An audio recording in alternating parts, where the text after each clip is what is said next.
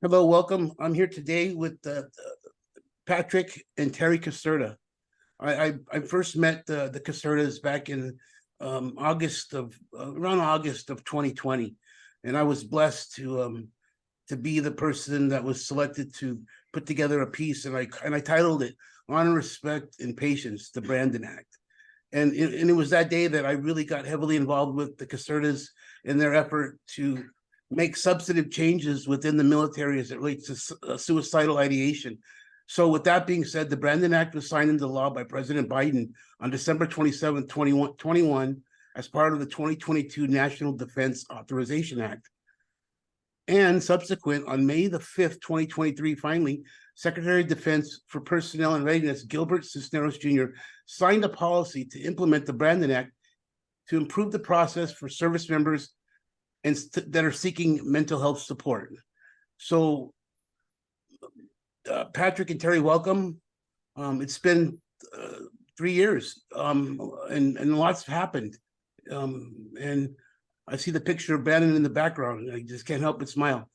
And so, with that being said, could you just could you talk about the Brandon Act and what's been going on with the Brandon Act? Absolutely, and thank you so much for wanting to interview us. Like you said, the Brandon Act has been fully implemented with DOD on May 5th. When Mr. Cisneros signed the act, each branch has to come up with their own policy. So the Navy was first. They did do their policy, and then that was in June, or it was July. And I want to point out that Secretary Del Toro, we had met him in March of 2023. He made a good impression both ways, meaning we hit it off, and he actually called us in July when he was going to sign it. And so, in other words, we were on the phone with him, and he actually signed it and sent us a copy of the Navy and Marine version of it. And their version is perfect. When I say that, is it word for word what we wanted, what we dreamed about. I mean, he opened the door to anyone and everyone to get help, and that was our envision.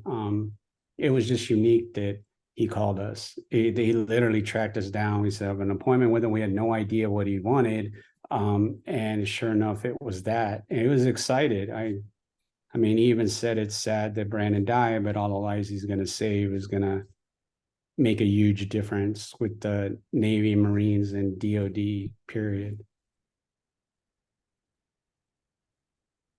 you're on mute.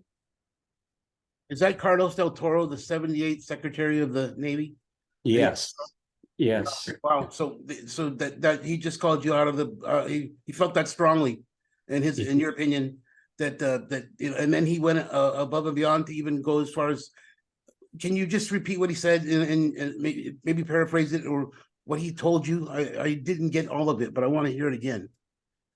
That he said that Brandon's death, as tragic as it is going to save lives in the future for the Navy and Marines and DOD, and that his legacy of saving lives will forever be in the Brandon Act, and they support it 100%. And he believes in it, meaning that he opened the door, made it simple so everybody could get help.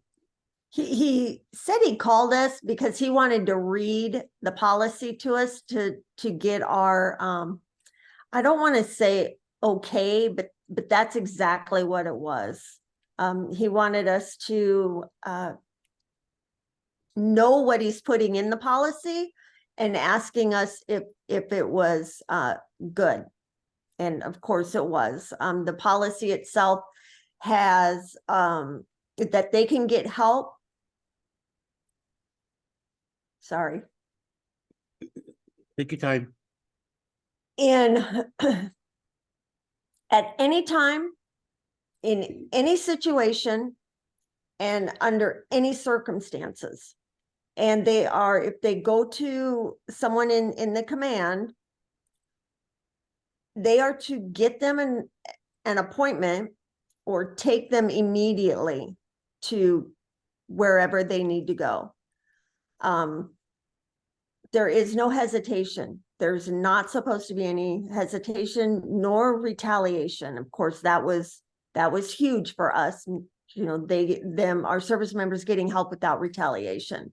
And DOD, at the DOD level, they set it up where the Brandon Act, and it was designed this way by us. It is designed to give you a choice, empowers you as a service member to have a choice of all the different programs DOD has. There's hundreds of them, I'm not exaggerating.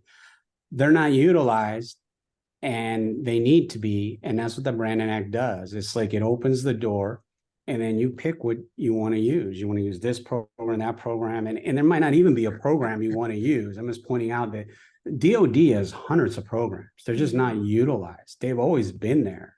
This is the stage to open the door right there. That's the uniqueness of it. It's simplified the process to get help when you need it, as you need it, and it empowers you as a service member. And they don't have to tell them why they're seeking it. Yes. Oh, very powerful. Thank you for sharing that. So what you're saying is that triggers immediately, once a referral's triggered immediately, for some help. If someone requests that. Now, what does it take for that person to do that? Do they just have to utter the Brandon Act, or is there anything else that goes along with that? They invoke the Brandon Act, but they usually talk about it in one form or another. They might not do it.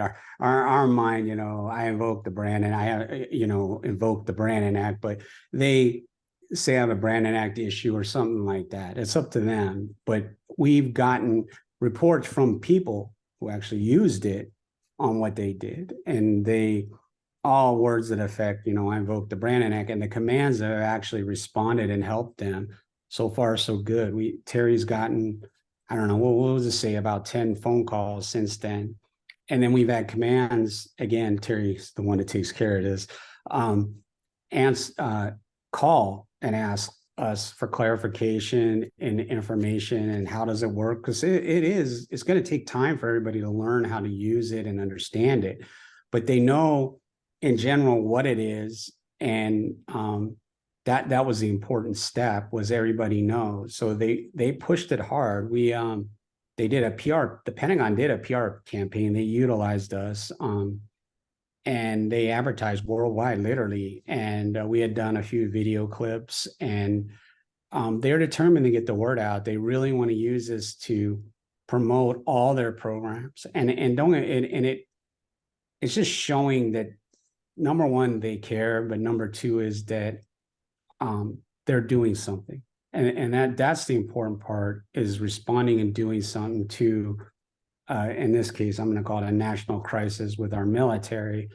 And that part's invaluable throughout this, and how they've accepted us and the Brandon Act.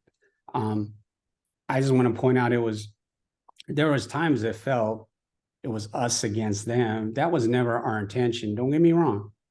I never denied this to anybody. It was us against them with Brandon's command. Now, Brandon's command did that, not us. They chose to do that. That's their problem. We just acted as parents, and we're insulted to this day and dishonored and disrespected our son and us. But the military in general, we never had anything against them. We just wanted something that was going to save lives. We're in the life-saving business, and we came up with the Brandon Act to save lives. And we tried to work with DOD from day one, and it just seemed that they weren't receptive to the Brandon Act as much as Congress was. But we got through that. Whether it was forced because Congress passed it or not, it doesn't matter. The point is, they embrace it now, and they're pushing it hard, and that's saving a lot of lives at the moment. No, 100%.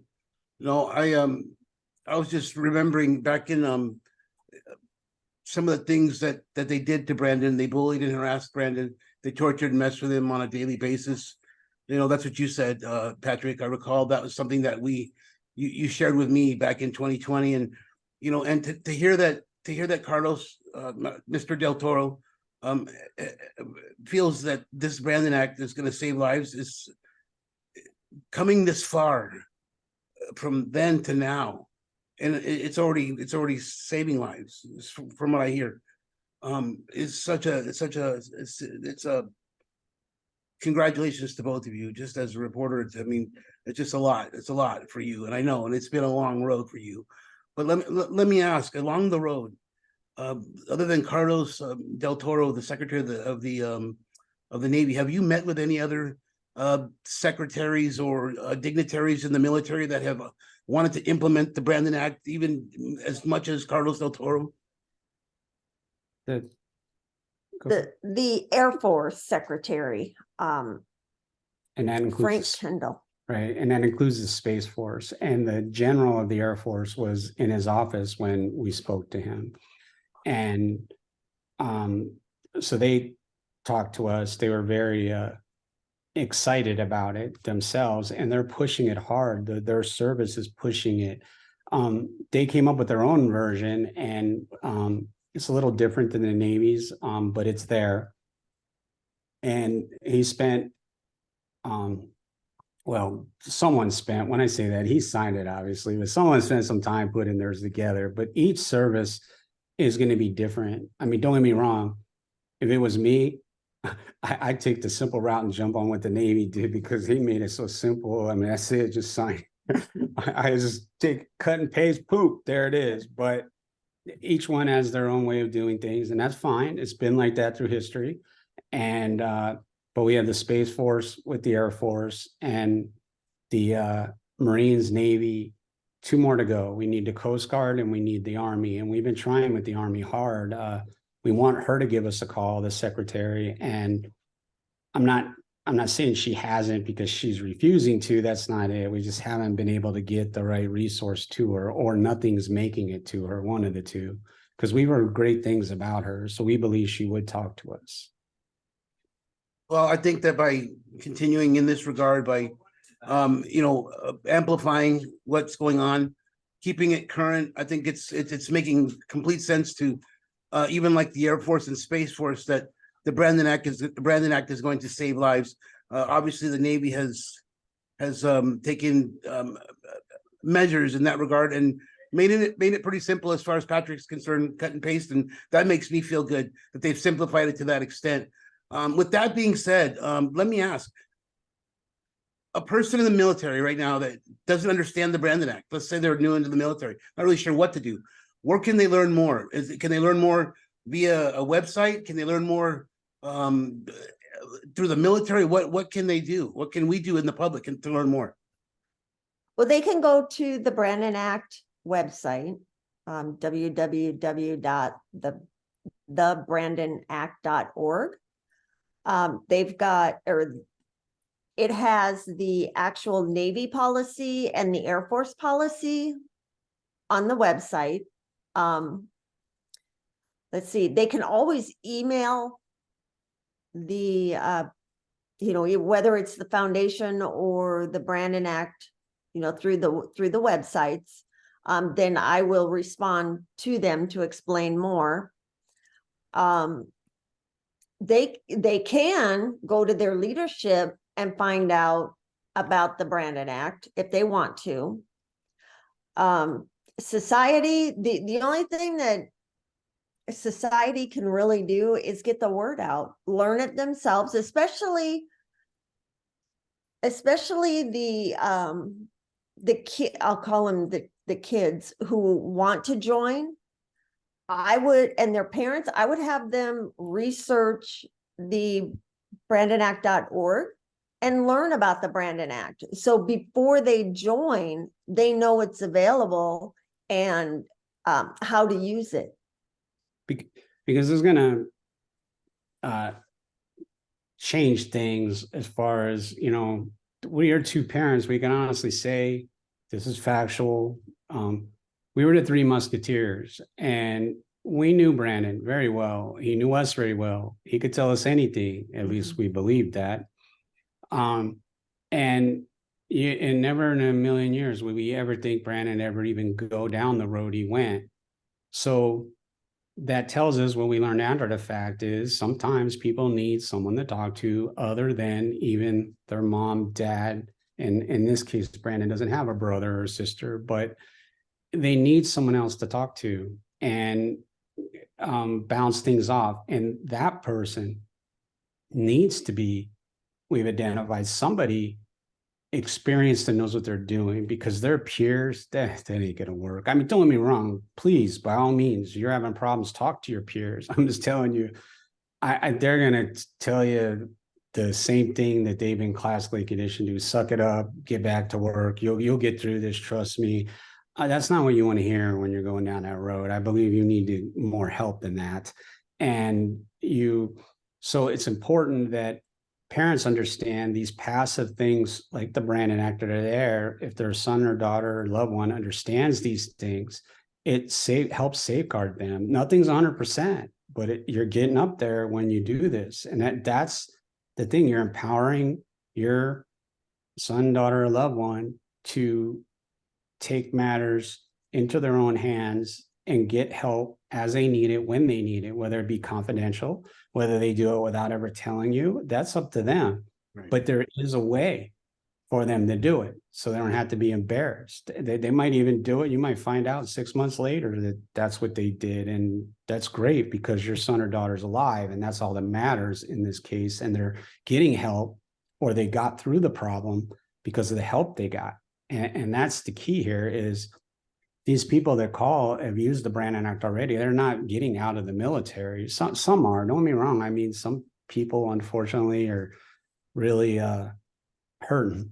I guess I'll word it that way. And a lot, but I will say, and I stand by this, it's the command. It's not the individual has psychological problems before they joined or something. It's the command. And like we have told you from day one, 70% of the commands in the entire military are probably awesome. It's that 30%. Unfortunately, many times, even myself, have been in those bad commands. And once you're there, you're stuck. That's another problem with all this. And you're stuck with that. Hopefully leadership will turn over, but unfortunately, it usually doesn't happen as fast as you want it to, because you're hurting. And that's why you need to be able to get the help. And a lot of these people in the past that have gotten help and shared their story with us, nothing to do with the Brandon Act, they all have identified, what was their past command. When they went on to another command, they recovered and they were fine, or a new CO came in, or a new senior enlisted advisor or something, and they were able to get help as they needed it. But unfortunately, a lot of these people, their careers were set back a little bit or ruined at that snapshot, and they're recovering, but they're still alive. At least that's important. Pretty powerful. Thanks for sharing. But again, I just want to take a moment to digress a little bit and explain to the audience, that the Casertas are a Gold Star family, and they're from Peoria, Arizona. So I'm a native Phoenician, and my company tries to service a very vast audience. However, our focus is our community. And I just want to be sure that, that this message isn't necessarily for just this singular community, that this message goes into our community and is spread outwardly. Please share this message. Please share the Brandon Act. Please share the information available to you online and on the websites to anyone that's going into the service that lives here locally. I encourage you to research the Brandon Act before you even get into the military, just in case. And again, we've gone over the numbers, and we really, to me, it's a time that we can reflect back on what's happened, and there's still a lot of work to be done, and I just feel like there's no reason to not amplify the Brandon Act until it becomes normalized in all of the branches of the military.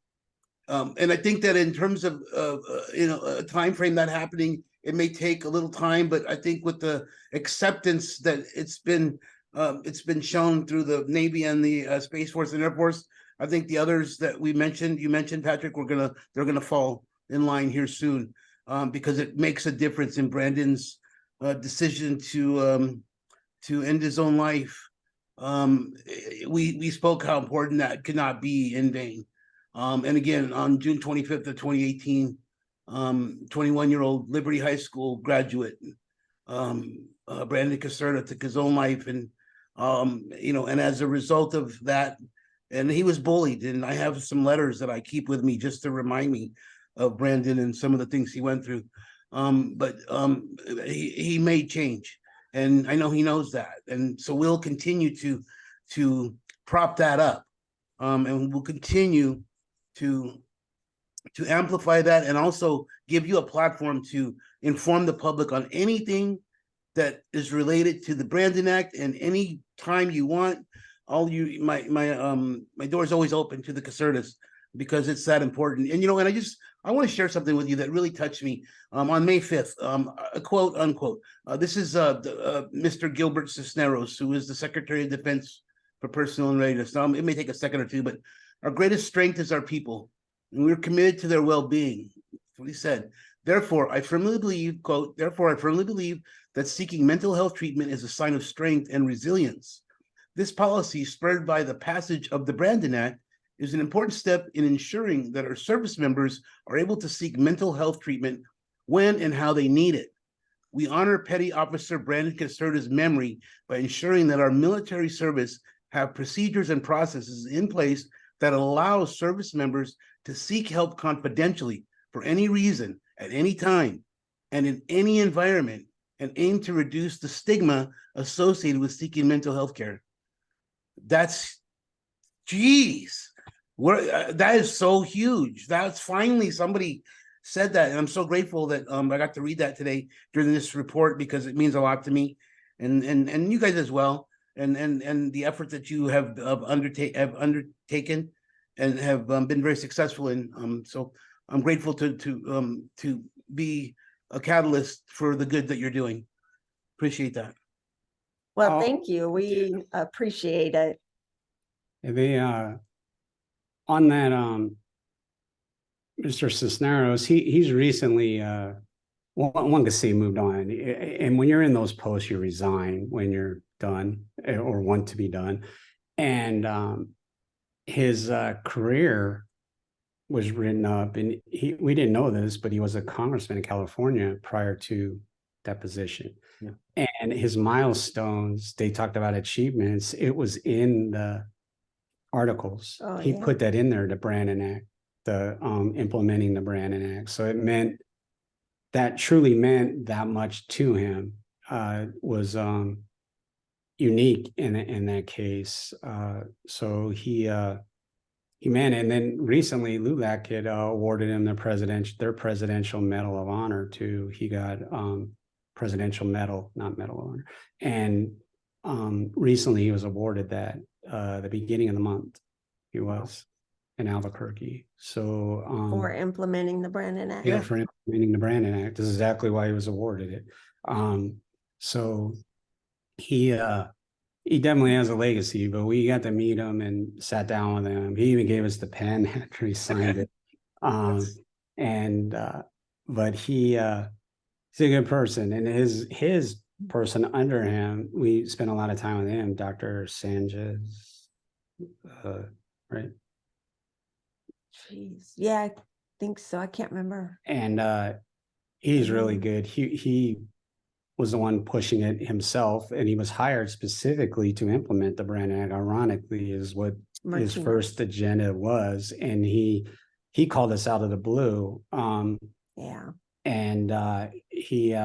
he kept his word. Everything he told us, he kept in touch. He kept his word. We communicate with him to this day because we have questions and have asked things. And Secretary Del Toro, the same thing. And of course, the Secretary of Air Force, it'll be the same way. I mean, we only contact them when we absolutely have to, but their staffs have been outstanding and gotten back to us. So it's been a real good thing, total thing. But I want to point out the Brandon Act makes an impact that changes lives forever. That's exactly Brandon's legacy, and we stand by that. We started our foundation because there's we found there was gaps in what a lot of, they're called VSOs, so veteran service organizations, they help veterans. It's not that they don't help active duty, it's just kind of like active duty doesn't need help. It's kind of like in the air. Well, apparently they do. And so we're filling that gap, and we help active duty the best we can.